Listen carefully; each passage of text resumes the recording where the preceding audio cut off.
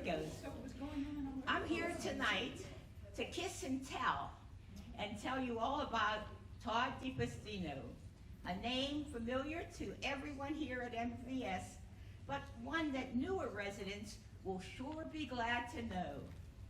Todd earned his PhD in American history from Yale University and is the award-winning author of Bill Maudlin, A Life Up Front, I have that book by the way, the definitive biography of the legendary World War II cartoonist.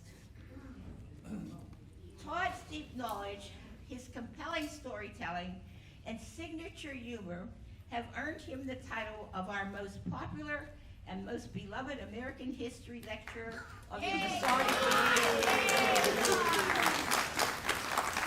I call him America's best educator. He is also the founder and executive director of the Veterans Breakfast Club, which began as a small gathering in Pittsburgh that has since grown into a national and now international community connecting veterans and civilians alike through stories, history, and fellowship, both in person and across Zoom, all across the world. So tonight, Todd returns to share insights into the 80th anniversary of Victory in Japan Day, including the story behind one of the most iconic photographs in American history, the celebratory kiss between a sailor and a nurse at Times Square. But as we learn more about the pivotal moment in world history, the Japanese surrender and the kiss, the iconic Times Square photo that captured the joy of a nation, we also must hold space for the complexity of this date across cultures and generations.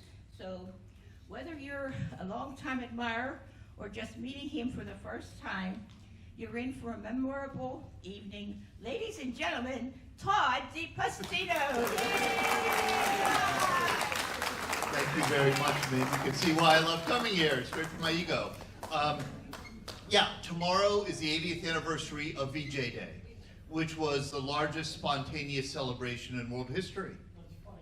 You know, World War II was two wars, two large wars that went on at the same time. One in Europe, one in Asia. They had almost nothing to do with each other, but because they overlapped, we call it World War II. And World War II was, when you put them together, those two wars together, it was the largest single event in human history. It encompassed more people and more places than anything else. It was also probably the deadliest event in human history. Upwards of 100 million people, maybe, we don't really know. At least 70, up to maybe 125 million across the world died between 1937 and 1945. So this was a catastrophe that lives with us still. And when it was over, when it was finally over, the war in Europe, of course, ended on May 8th, 1945, but the war in Asia lingered on for over another 3 months. And so when finally the war in Asia ended, there was just kind of international jubilation. I mean, even in the defeated countries, there was at the very least a sense of relief that the killing was over. In this country, the celebrations were just, we've never seen anything like it before or since.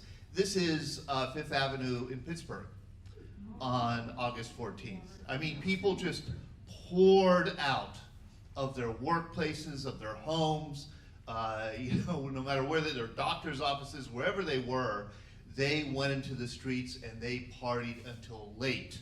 And the partying began about 1 in the afternoon Eastern time here in the US. The official announcement that Japan had surrendered did not come until 7 p.m. when the president, Harry Truman, invited a gaggle to the Oval Office and he read a prepared text.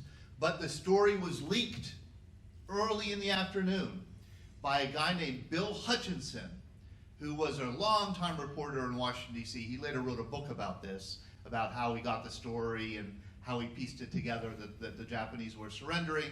Bill Hutchinson's nephew, also named Bill, lived at Friendship Village, and I got to know him before he died. He was a World War II veteran, and he's the one who told me the story about his uncle.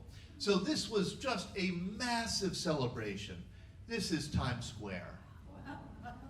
I mean, hundreds and hundreds of thousands of people just jammed into Times Square on the afternoon of August 14th, 1945. And among those who were partying were these two.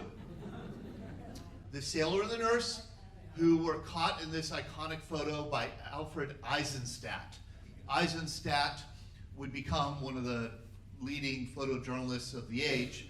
He was not an American, he was German.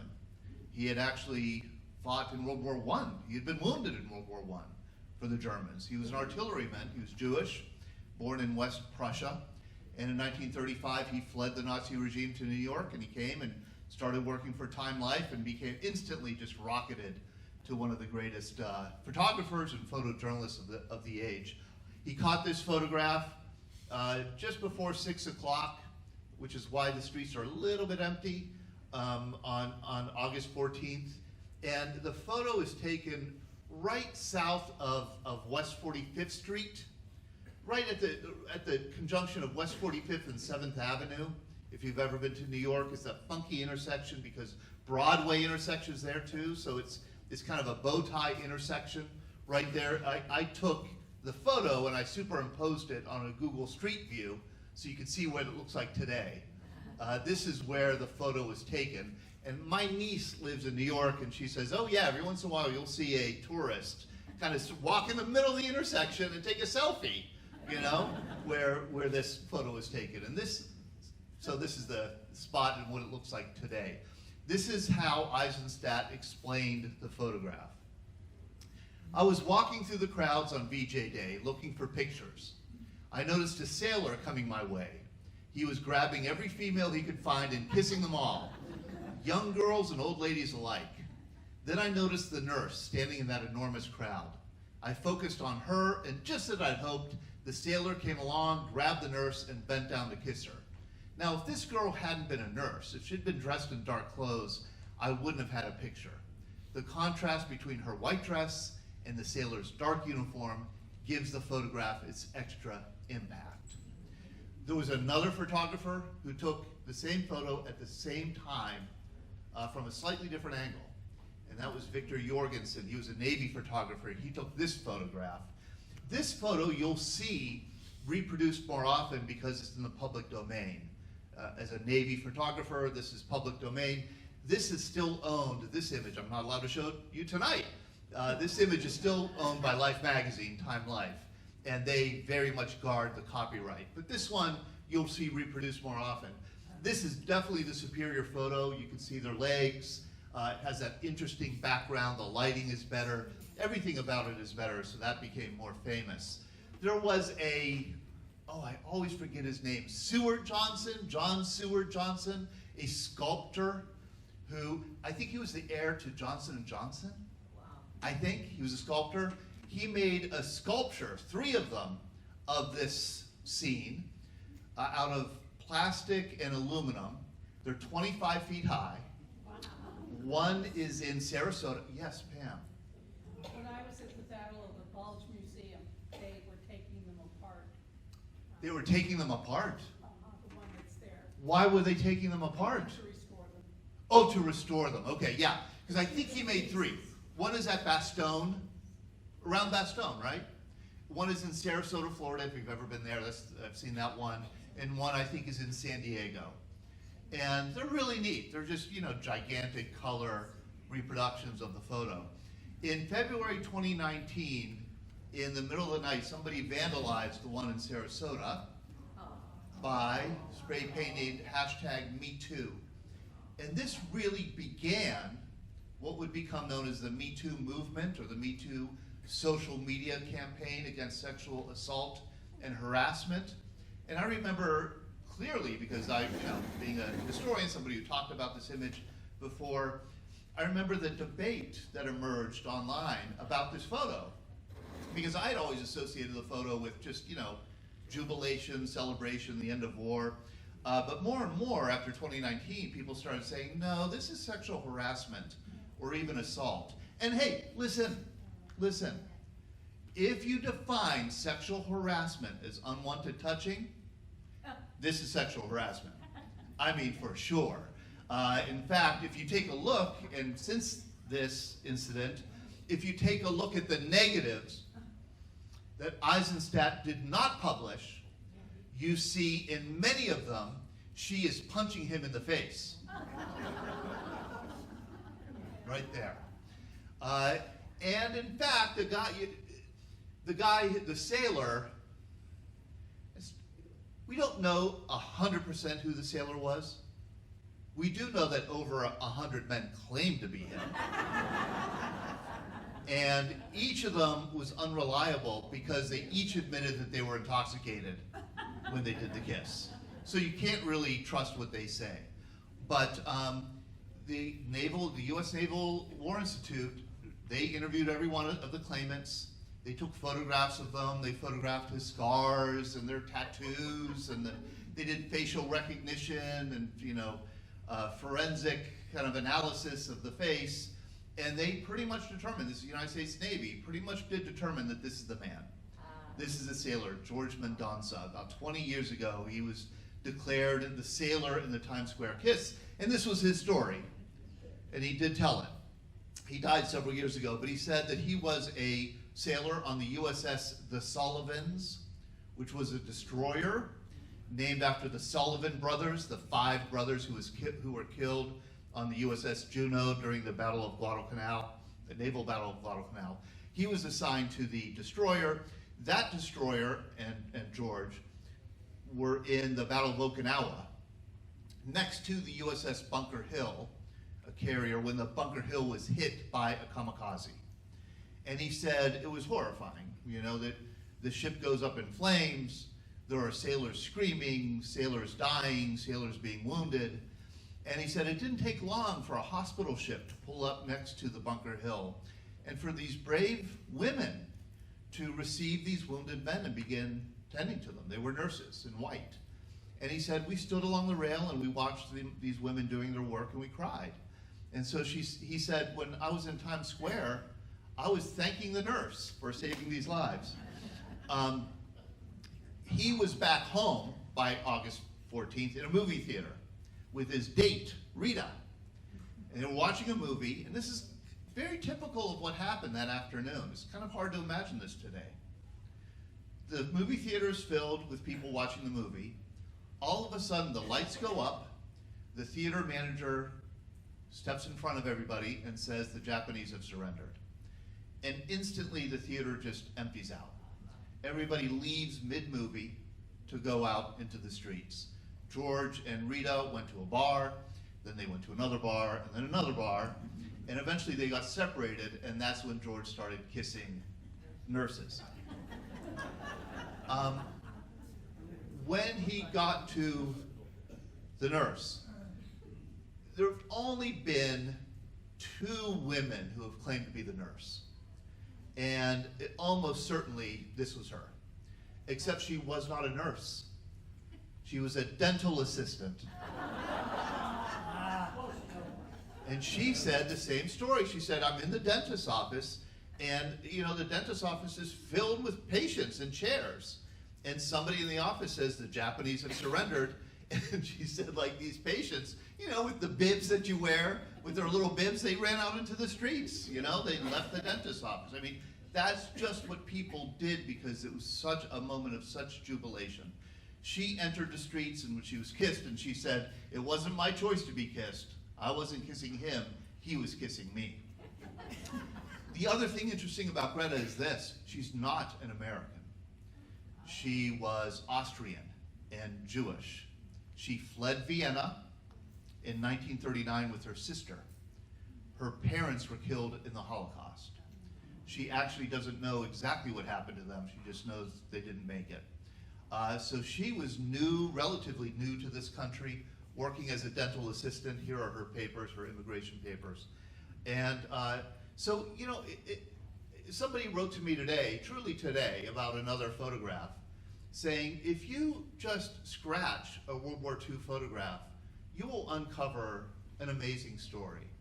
And I really think that you can just learn a little bit about the war by studying the experiences of those two people in that one picture.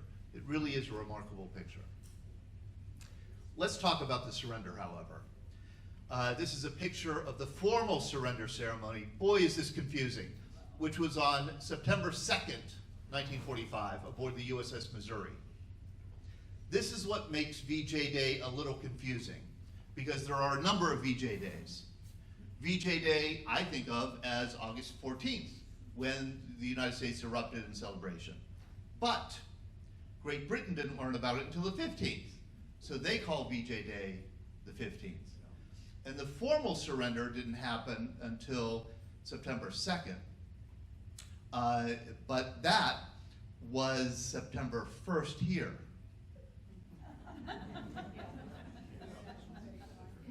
And so Harry Truman wanted to settle the whole debate, and he declared that every September 2nd here would be VJ Day, but that means it was September 3rd there.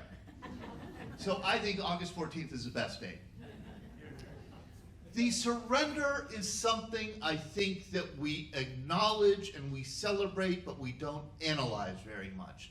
And I think because our common conception of the Japanese surrender is kind of that surrender was inevitable, mechanical, almost mathematic, you know, August 6th at Hiroshima plus August 9th at Nagasaki equals August 14th, the Japanese surrender. That the two atomic bombs forced the Japanese to surrender. They had no choice. And that's not true. That's really not the story. The Japanese almost did not surrender. It would take intense deliberations, the unprecedented intervention of the emperor, the Japanese emperor, and beating back a last-minute palace coup for the Japanese finally to come around and surrender. It was a close-run thing. It very easily it's very easy that we would not have had a surrender in August had not everything fallen into place. So I want to talk about the whole agonizing process that the Japanese went through to effectuate that surrender. And it begins, I guess you could begin the story in, say, May or June 1945. Japan is completely wrecked. They are utterly defeated. Their air force is almost grounded. Their navy is almost stranded. Their army is definitely stranded in Manchuria, China. The home front has been bombed to smithereens. I mean, millions of Japanese people are homeless. Hunger is really bad on the home front. People are getting hungry, and there's an increasing concern in the Japanese government about a revolt, a revolution at home, a hunger riot, essentially, in Japan. It's really bad. Most cities were hit many, many, many times. This is a residential neighborhood of Tokyo. After it was firebombed the night of March 9th, 1945. Over that night, American B-29s dropped napalm on Tokyo, created a firestorm, and killed 100,000 people in one night. That was in March of 1945. March. I mean, 3 million people were dead. 3 million Japanese in a country of 70 million were dead already in the summer of 1945. And what was the government's response? Keep fighting. We're going to fight to the end. This was the official response. It was called Glorious Death of 100 Million. It is glorious to die for the Holy Emperor of Japan, and every single Japanese man, woman, and child should die for the Emperor when the Allies arrive. This is a Japanese soldier training civilians to fight the Allies with sharpened bamboo pikes. The expectation was that the whole country would die in a suicidal last defense of the homeland, the home islands. This is going to sound really extreme on my part, but I don't think it's an exaggeration to say that Japan in 1945 was one big national death cult. They were willing to commit national suicide rather than surrender to the Allies. And this was a huge problem for the Allies, because we were going to have to take on the entire country and kill almost all of the civilians of it to end the war. This was a nightmare. How do you end this thing? We do know that by February 1945, the Emperor of Japan, Hirohito, thought this plan of fighting to the end was madness. He thought it was crazy. He wanted to save the country from national suicide. Now, don't get me wrong, he was a war hawk. He had pushed the war very hard, right up to 1945, and then he knew by early 45 this war was lost, and we have to find a way to effectuate a peace. We have to find a way to stop it. The problem with the emperor was he had no power. He was just a figurehead. Really, it was more than a figurehead. He was divine.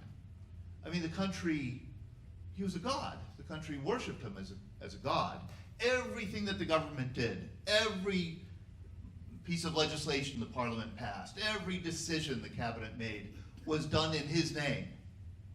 Everybody committed them. When the war was being fought, every soldier, every sailor fought for the emperor. The emperor equaled the nation. He was in everybody's hearts, in everybody's minds, but nobody ever saw him, and nobody ever heard him. He was not to be looked at. In fact, you could see his portrait were sometimes in official buildings. It would often be, his face would be veiled, because you weren't supposed to see his face. Nobody had ever heard his voice. You were never to talk to him or to look him in the face. And he had no power over policy, with one strange and rare exception that had never happened before. He could sit in on cabinet decisions. He could listen to deliberations. He could sit in on parliament, but he could not speak. He never, ever spoke. It took something called a special imperial conference for him to be able to speak. And that never happened. And he never could contradict anything that the government said in his name. That was not his role. There was a loophole that I'll talk about in a little bit. The power in Japan throughout the war lay with 6 people. This was not a dictatorship of one. This was an oligarchy of 6 ruling the country. They were called the Big Six. This was the Supreme Council for the direction of the war, and they ran the war and they ran the country. It was the foreign minister, the prime minister, the minister of the Navy, the minister of war, the army chief, and the Navy chief. Those 6 ran the country. And they ran the country with one voice. All their deliberations were in private. All their deliberations, all their communications were as one voice. And in the summer of 1945, the one voice was, we will never surrender. We will fight to the end. We will fight for our emperor. That is what our emperor commands of us. General Anami was was probably the most charismatic spokesperson of the Big Six. He is war minister. He said, the only thing for us to do is fight doggedly to the end, though it may mean chewing grass, eating dirt, and sleeping in the field. The Big Six, if any of you know about Japanese politics or Japanese culture, there's a big emphasis in Japanese culture and political culture not ever publicly disagreeing with one another. You know, this is in casual conversation. You never contradict anything that anybody says. Vietnam, which I know more about than Japan, same thing. Like in Vietnam, if somebody asks you to go to lunch and you don't want to go, you don't say no, you say, yes, I'll go to lunch with you, and then you don't show up. And hopefully the person who invited you then gets the hint that you didn't want to go. That's very much the Japanese style. Everything is done in consensus. Everything that you never disagree publicly. So deliberations are agonizing because nobody can ever disagree with what's being said, even when what's being said are diametrically opposed to each other. It takes something called, the Japanese have a word for it. I forget what it is. Hagari. It translates as stomach art. You have to be able, through your tone that you use, facial expressions, maybe select word choice, to kind of get your point across, your point of view across. And so the deliberations of the Big Six were really all about stomach art. These 6 men having to come up with a policy that would unify the country. The problem was, by June 1945, the Big Six, for the first time, was divided. It's the first time that it happened in the whole war. 3 members of the Big Six wanted to fight to the very end. These guys. We could call them the party of war. They were the ones who embraced the idea of national suicide, never surrender. These 3, however, thought that the war had to be ended and that the country should be saved. And they had to find a way to negotiate and make peace with the US. The problem is the US wouldn't negotiate directly with the Japanese. It was an unconditional surrender policy. So in order for the Japanese to begin negotiations with the US, they had to find a third party who had good relations with the US that they could communicate through to the US, and the US could communicate through them back. And the Japanese hit upon this brilliant idea. This is how we're going to communicate with the Americans. We're going to find the one ally that the Americans have who are not at war with us, and we're going to communicate through them. And they chose the Soviet Union. The Soviet Union was, an important ally of the United States in Europe, but the Soviet Union was not at war with Japan, did not go to war with Japan. So the idea was that this is what the Party of Peace proposed in the Big Six deliberations, that while we're fighting the war, while we're continuing to fight the war to the end, at the same time, we should be pursuing peace feelers through the Soviet Union. And that was the compromise. And the Big Six is all about compromise. That's how the Supreme Council for the Direction of the War, the Big Six, compromised continuing the war through the summer of 1945. They would seek peace feelers on the one hand through the Soviet Union, Soviet emissaries, and they would continue fighting the war on the other hand. What the Japanese did not know was that Stalin was planning on going to war with Japan. In fact, Stalin had told Roosevelt at Yalta in February 1945 that the Soviet Union would declare war on the Japanese 90 days after the German surrender. That's what Roosevelt wanted. Roosevelt knew the Japanese would never surrender. We would have to fight them to the very end, which was going to take a long time, and it was going to cost a lot of American casualties.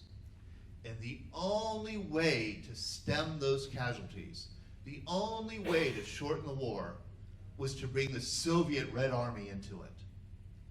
Because the Soviet Army is more feared than death. You know, that the Japanese might be convinced to surrender if the Red Army is at their doorstep. That was the idea. So Roosevelt, pictured here, he's 63 years old, he's so sick. Look at him here. And he would only live another 2 months. Roosevelt went to Yalta to get a guarantee from Stalin that Stalin, he'd have 90 days after the Germans surrendered to turn his army around and send it east to fight the Japanese Empire. And at Yalta, Stalin made the deal. We will do it. Confirmed. We will be in on the war. Now, do the math. 90 days after May 8th, VE Day, is August 8th. The reason, of course, why FDR wanted Stalin in the war was to save American lives. But why did Stalin want to get in on the war? Well, it promised getting in on the war with Japan, getting in on the kill of Japan, would mean an opportunity for Stalin to win back Russian lands that they had lost in the Russo-Japanese War of 1904-1905. And these were really critical regions that the Russians lost. The Kuril Islands here had been Russian. The Sakhalin Island right here had been Russian. And Port Arthur, also called Darien, also called Dalian, on the Yellow Sea, right across from the Korean Peninsula. This had been absolutely the most important port that the Russian Navy had. This was a warm water port that did not freeze over in the winter, and that allowed the Russian Navy to project its power across at least Asia. And Russia lost it in 1905. They wanted it back. This was a port right on, actually in China, but they had rights to the port negotiated with the Chinese. So, at the next conference of Churchill and the President of the United States and Stalin, which happened in July 1945 after the German surrender, Stalin reiterated his pledge. He said, "I'm ready." He told Harry Truman, "I'm ready, my army is ready, we're poised. We have 100,000 men lined up right north of the Manchuria border. We are ready to pour over the border on August 8th, he said." And here are two pictures of the Potsdam Conference. Potsdam was a suburb of Berlin. So this is after the German surrender. The big three, Churchill, Truman, and Stalin, meet at Potsdam, and they have a conference that's going to help to draw the boundaries of Europe after World War II. You'll notice in this picture on the right, there's Stalin. There's another picture taken about a week later. Here's Stalin, here's Truman, but that's not Churchill. Churchill has been replaced by Clement Attlee because Churchill was turned out of office. He lost an election in the summer of 1945. There's a very funny, I mean, it's grimly funny. At some point, Churchill, at the conference, Churchill explains to Roosevelt and Stalin, you know, we're having this big election in Britain and things don't look too good for me. I might lose. And Stalin looks at him and says, like, how do you lose an election? I mean, he truly could not understand it. But he lost, and so he wasn't there. The Potsdam Conference, Stalin reiterates his determination to, or his commitment to joining the war on August 8th. Harry Truman, at the conference, learns about the success of the Trinity test in Alamogordo, New Mexico, the explosion of the plutonium bomb on July 16th, 1945, the test of the atom bomb. He tells Stalin, we have this great weapon that we're going to use, and Stalin pretends not to know anything about it, says, oh, that's interesting, I hope you know. Stalin knew way more about the bomb than Truman did. Stalin had spies at Los Alamos.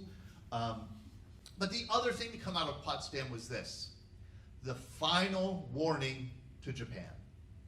It was called the Potsdam Declaration. And it was signed by the United States, China, and Great Britain. It was not signed by the Soviet Union because they were not in the war yet. It was released on July 26th, and it didn't say much. It didn't mention the bomb.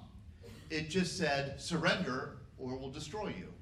And these are the words. We call upon the government of Japan to proclaim now the unconditional surrender of all Japanese armed forces. The alternative for Japan is prompt and utter destruction. And that's pretty much all it said. Much of the Potsdam Conference is consumed with drafting the precise words of the Potsdam Declaration. And one man who was really concerned that the words were put right was this guy, our Secretary of War, Henry Stimson. Stimson is a really interesting character. He's a Republican in a Democratic administration. He was invited by Roosevelt to be the Secretary of War. Roosevelt wanted bipartisan consensus on the war, so he invited Stimson into it. Stimson and Roosevelt knew each other well, and one of the great gifts that Stimson brought to the cabinet was his deep knowledge of Japan. Stimson had been the one member of the cabinet who had lived in Japan in the 1920s. He understood the Japanese culture, and he urged Truman, please, please, please, please, please include in the declaration some assurance to the Japanese that they will be able to keep their emperor. Because the emperor equals the nation. And if the Japanese fear that the emperor will be harmed, he'll be arrested, he'll be tried for a war crime, he may be executed. If they fear any of that would happen, he may be dethroned. If they get a sense that the Americans are going to remove the emperor, they'll never surrender. So you have to, if you want to shorten the war, you have to include some kind of assurance that the imperial throne will be preserved. The problem is that Stimson, he didn't like Truman, and Truman didn't like Stimson. Stimson was not in Truman's inner circle. Truman had other people, advising him, and Stimson was not one of them. And we know all this because Stimson kept a really great diary, and throughout Potsdam, he's just expressing his frustration. I can never get to the president. I can never have 2 minutes with him alone. He finally does, and he finally urges, please put this assurance about the emperor, and Truman just kind of smiles and turns him away. And in the end, Stimson was really crushed that there was no assurance put in the Potsdam Declaration. He was really worried about it. In the last moment, the last minute effort, Stimson said, if you're not going to assure them that the emperor will be preserved, at least put in these sentences, and these are the sentences he included. We do not intend that the Japanese shall be enslaved as a race or destroyed as a nation. Japan shall be permitted to maintain such industries as will sustain her economy. Eventual Japanese participation in world trade relations shall be permitted. The occupying forces of the Allies shall be withdrawn from Japan as soon as there has been established, in accordance with the freely expressed will of the Japanese people, a peacefully inclined and responsible government. This is the assurance that the Japanese receive in the Potsdam Declaration. The Big Six receives the proclamation, and they study it. They study it like scripture. What does it say? What does it imply? The party of peace thinks that there's enough in the Potsdam Declaration that assures them that the emperor will be preserved, and party of peace says we should accept the surrender under the terms of the declaration, with the caveat that we should make sure that the Allies do guarantee the security and the privileges of the emperor. The party of war says, no way. You are dreaming. They are not guaranteeing the emperor. No, there's no other solution except to keep on fighting. And so the two sides remain deadlocked. They debate it every day. They discuss it every day. They follow up on those Soviet peace feelers every day. And they keep on directing their crumbling armies and their crumbling navies and their crumbling air force. They keep on directing the activity of the war in the Pacific against the Americans. And then this happens. At 8:15 a.m., one B-29, the Enola Gay, drops one uranium bomb, a U-235 bomb, that destroys the city. Tokyo, 500 miles to the east, learns about it about 10 or 12 hours later, while the Big Six are meeting, and the Big Six hardly pay any attention.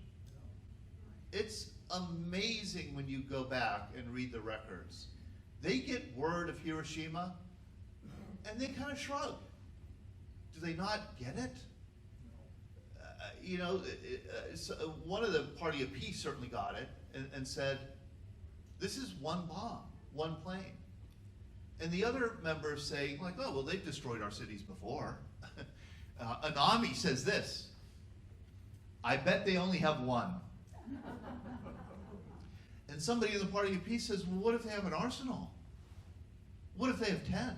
What if they have 20? What if they have 50? What if they could drop one every day until we surrender? And Anami says, and this is a direct quote, would it not be wondrous for this whole nation to be destroyed like a beautiful flower? Oh my God. It is, we think that the bomb caused Japan to surrender because that's what we would do. That's not what the Japanese would do. The bomb did not push them to surrender. One thing did though, and it happened 2 days later, and it was this. 2 days later, just as promised, Stalin and the Soviet Union declared war on Japan. This caused the Big Six to have an emergency meeting. Because think about it. There was precedent for the carnage of the bomb. The Japanese government had shown itself utterly willing to endure the worst carnage imaginable and not surrender. So the bomb was not going to move them. However, this presented a problem. And it was a technical problem because, remember, the consensus of the Big Six was fight the war on the one hand for the party of war and pursue peace feelers through the Soviet Union for the party of peace. Well, now they can't pursue those peace feelers because they're at war with the Soviet Union. That whole idea of being able to pursue peace through the Soviet Union was just exposed as a fantasy. What this did, what the Soviet declaration of war, and it was swift. I mean, the Soviets declared war, crossed into Manchuria, which is where Japan's main army was, and took over all of Manchuria within 2 weeks. Very swift defeat of the Japanese army. What this did is it forced the Big Six to confront one decision. It boiled the whole war down to this. Do we surrender or do we keep fighting? That was it. There was no other choice. There's no other third party. There's no other way that they could finesse some kind of a peace. They either had to surrender directly to the Allies, to the Americans, or they had to keep fighting the Americans. And this is what the Big Six debated in the days after August 8th. They debated it all August 8th. They debated it through August 9th. And as they're debating it August 9th, they get word. Oh, the Americans do have another bomb. Again, hardly any discussion of it. It's just like everybody says, oh, okay, well, we know now they have more than one. And somebody in the Party of Peace says they may have, again, 20. In fact, we did not. We had a third that was going to be deliverable August 19th. We had a fourth bomb that was going to be scheduled probably mid-September. But we did not have an arsenal ready to go. But the second one helped convince the Japanese that we did have an arsenal. And believe it or not, the Big Six, they could not find a consensus. It was the first time, not only during the war, the first time in Japanese history that the Big Six or the Japanese government had never been able to develop a single policy, had never been able to agree on a single policy. It had never happened in the Japanese political system before that there was conflict that could not be resolved. And under that condition, there is a constitutional release valve, safety valve, and that is you turn to the emperor. And at 10 p.m. on August 9th, they contacted the emperor and they said, you need to join our conference room. You need to sit in on this deliberation, hear each side, and then speak. the emperor had never spoken in a cabinet meeting before. So he came down. The deliberations began at midnight, August 9th into August 10th. It was hot and humid. Somebody said that the walls were sweating in the bunker. This is way down deep under the palace, under the imperial palace. The emperor sat in a chair above everybody. The party of war gave their point of view for an hour. The party of peace gave their point of view. We must surrender for an hour. And at 2 a.m., for the first time in history, the emperor spoke. And man, he had a weird voice, turns out. He had a kind of a squeaky high voice, and he spoke in an antiquated form of Japanese. And it was a very dramatic moment. The Japanese still today call it the sacred decision. They call it the voice of the crane. You know, the crane bird doesn't speak, but in this instance they did. And the emperor said, we must bear the unbearable. We must, I've listened to both sides, we must surrender. And he ordered the Big Six to respond to the Potsdam Proclamation with requesting clarifications of the terms of surrender. So this is what the emperor ordered. In obedience to the gracious command of His Majesty the Emperor, whoever anxious to enhance the cause of world peace desires earnestly to bring about a speedy termination of hostilities with a view to saving mankind from the calamities to be imposed upon them by further continuation of the war, the Japanese government have decided upon the following. We are ready to accept the terms enumerated in the joint declaration. And then this is the clause. With the understanding that the said declaration does not comprise any demand which prejudices the prerogatives of His Majesty as a sovereign ruler. In other words, we accept the surrender terms so long as the emperor can keep his throne. That's the guarantee that the Japanese were looking for. They sent this message through a Swiss emissary on August 10th, and the next day they received the response from our Secretary of State, James Burns, who wrote this. With regard to the Japanese government's message, accepting the terms of the Potsdam Proclamation, but containing the statement with the understanding that the said declaration does not comprise any demand which prejudices the prerogatives of His Majesty as sovereign ruler, our position is as follows. And I want you to tell me what this means. From the moment of surrender, the authority of the emperor and the Japanese government to rule the state shall be subject to the supreme commander of the allied powers, who will take such steps as he deems proper to effectuate the surrender terms. So once again, this message is received by the 6 people who are running Japan, and they study it like scripture.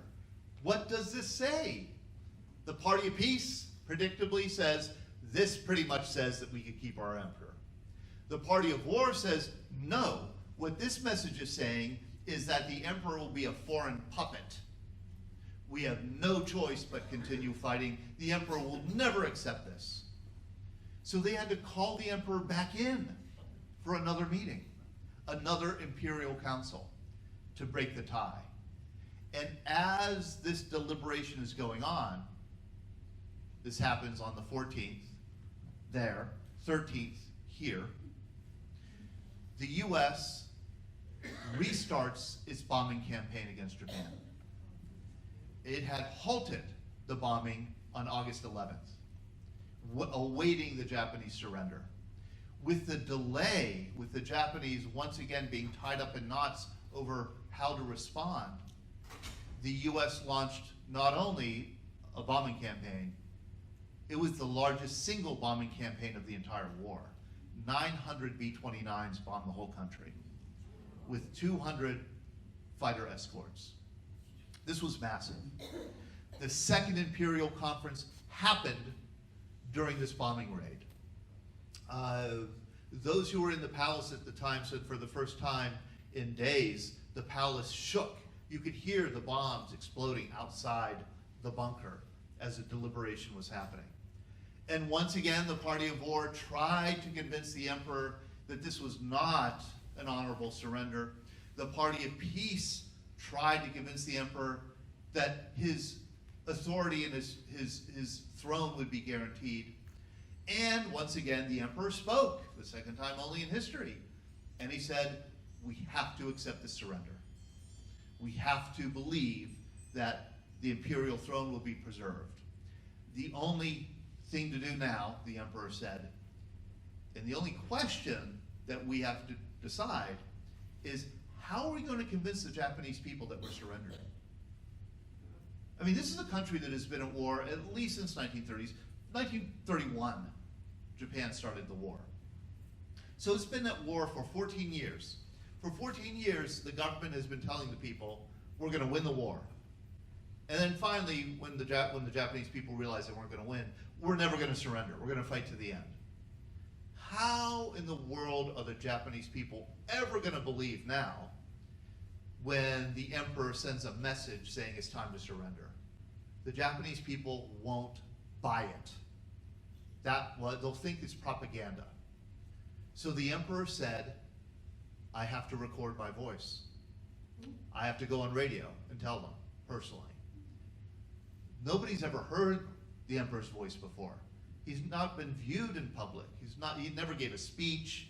You know, he didn't meet ordinary Japanese people. This was unprecedented. But he was convinced that this is the only way the Japanese people are going to buy the surrender.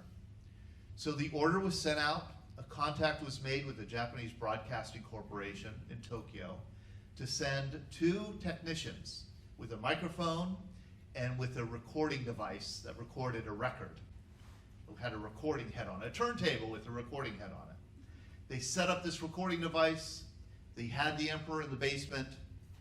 The emperor came into the room with his imperial rescript speech.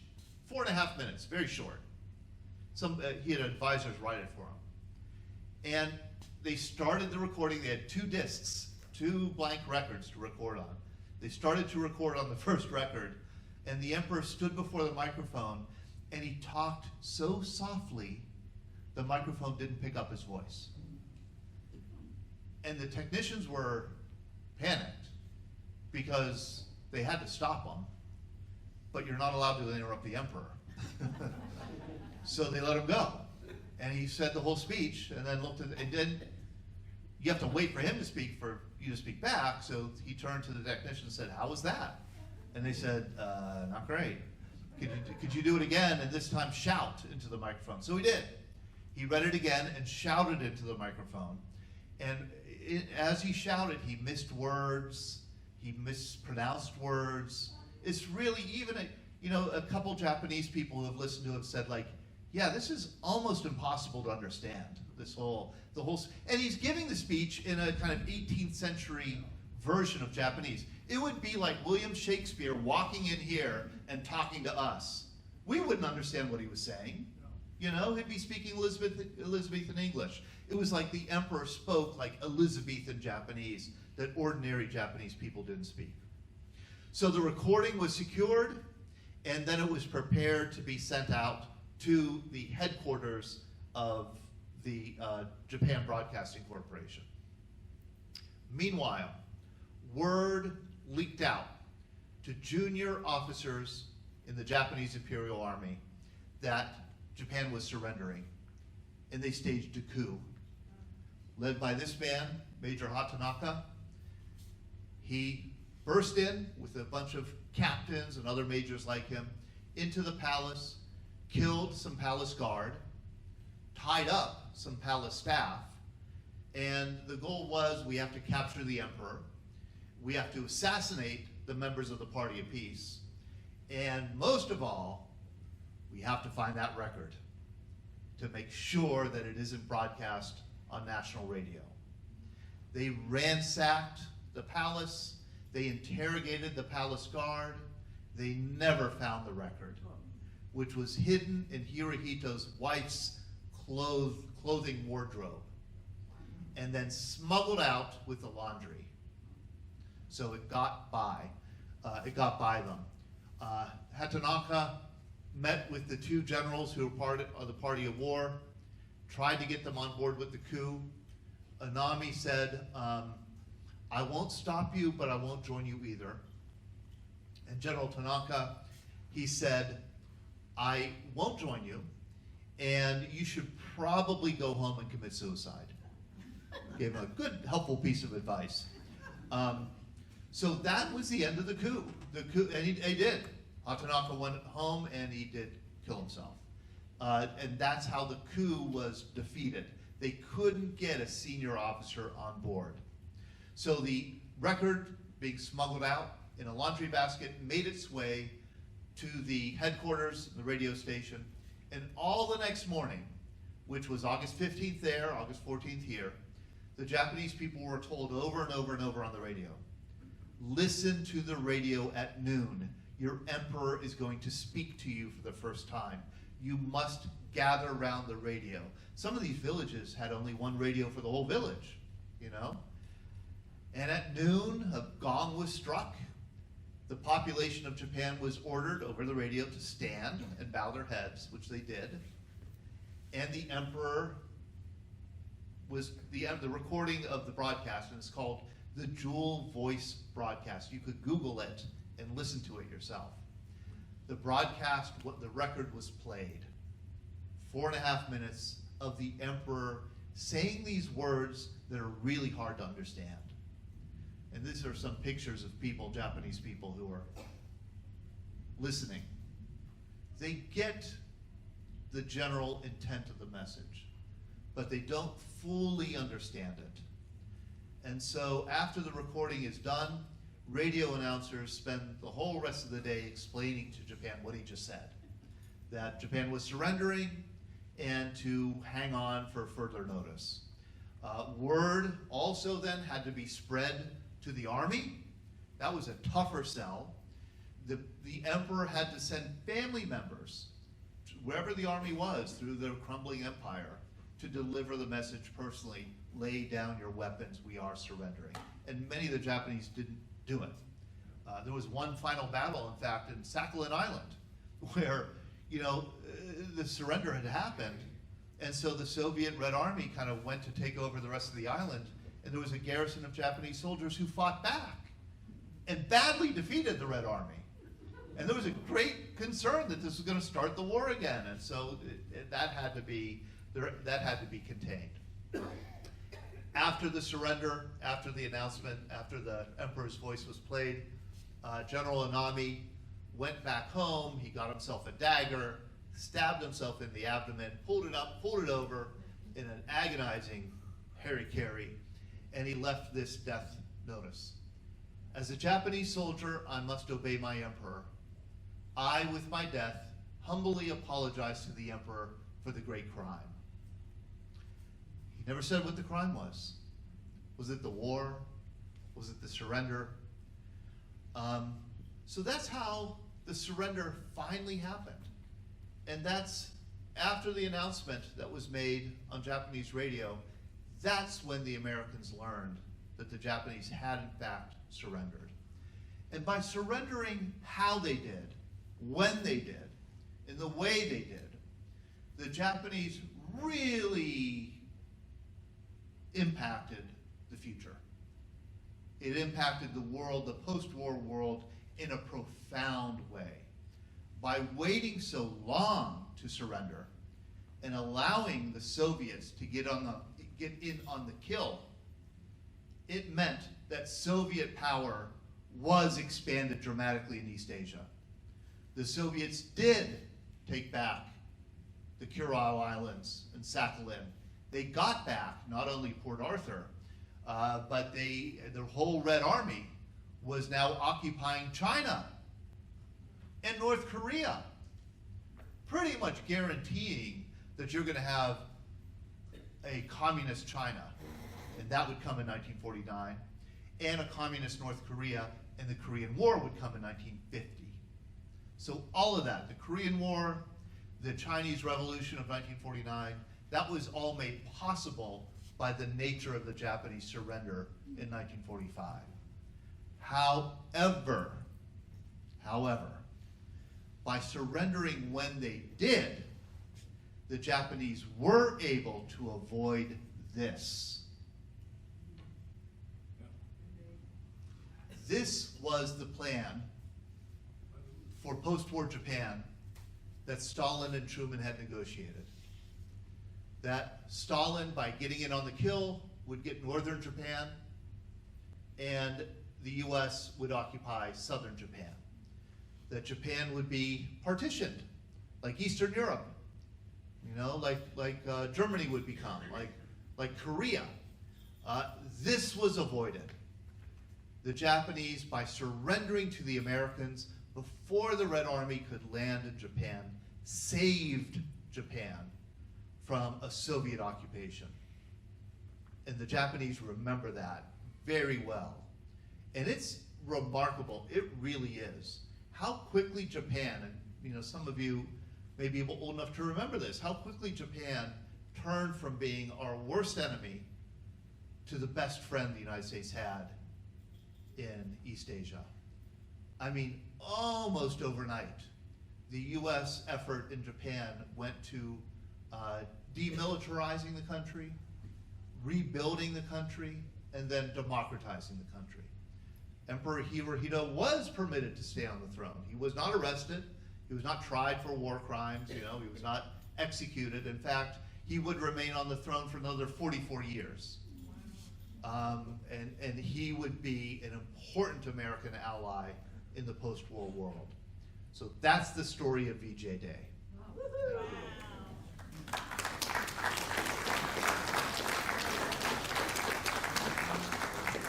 I'm coming back on a Tuesday, September 23rd, and this is kind of a follow-up to our series on Hamilton. I want to do one talk on Jefferson. All right, I'll see you then.